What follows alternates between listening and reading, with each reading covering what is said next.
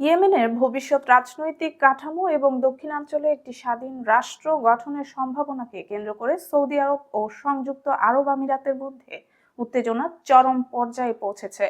পরিস্থিতি এমন পর্যায়ে গেছে যে রিয়াদ এখন আবুধাবিকে নিজেদের জাতীয় নিরাপত্তার জন্য সম্ভাব্য হুমকি হিসেবে বিবেচনা করছে। এই বিরোধ নতুন করে ইয়েমেনের দক্ষিণাঞ্চলে গৃহযুদ্ধের আশঙ্কা বাড়াচ্ছে।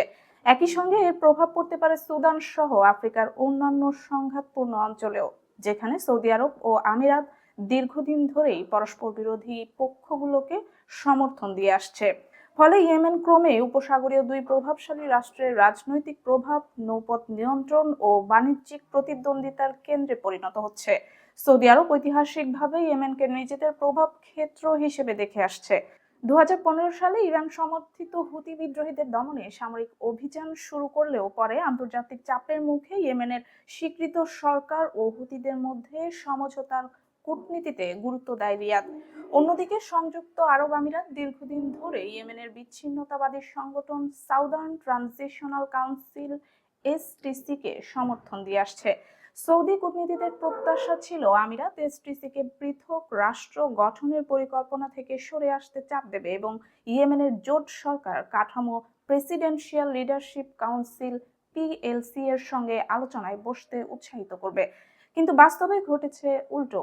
মঙ্গলবার সৌদি আরব গুরুতর অভিযোগ তোলে যে আমিরাত মুকাল্লা বন্দরের মাধ্যমে এসটিসি-কে অস্ত্র সরবরাহ করছে।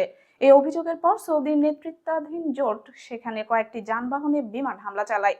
তবে আবুধাবি অভিযোগ অস্বীকার করেছে। একই সঙ্গে সৌদি সমর্থিত ইয়েমেন সরকারের দেওয়া 24 ঘন্টার আলটিমেটামের মুখে আমিরাত ইয়েমেন থেকে নিজেদের সেনা প্রত্যাহারের ঘোষণা দেয়।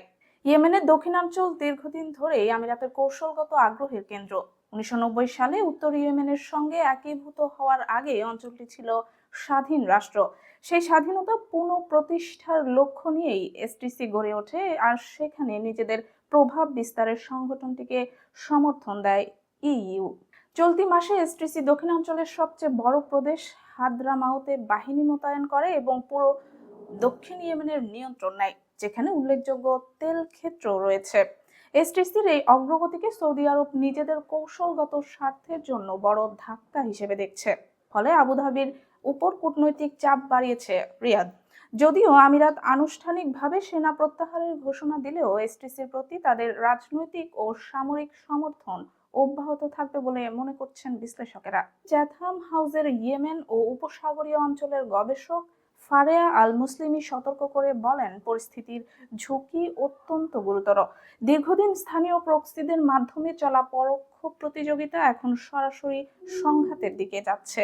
সৌদি আরব প্রকাশ্যে ইইউর বিরুদ্ধে এমন অভিযোগ তুলছে যা তাদের দক্ষিণ সীমান্তের নিরাপত্তার সঙ্গে সরাসরি জড়িত।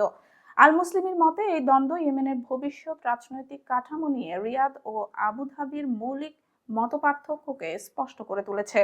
তুলনামূলকভাবে ভৌগোলিক দূরত্ব সত্ত্বেও ইইউ ইয়েমেনে আগ্রাসী ও পরীক্ষামূলক কৌশল নিয়েছে বলেও মন্তব্য করেন তিনি। বিশ্লেষকদের আশঙ্কা, সৌদি আমিরাত উত্তেজনার সুযোগ নিতে পারে ইরান সমর্থিত হুতি বিদ্রোহীরা।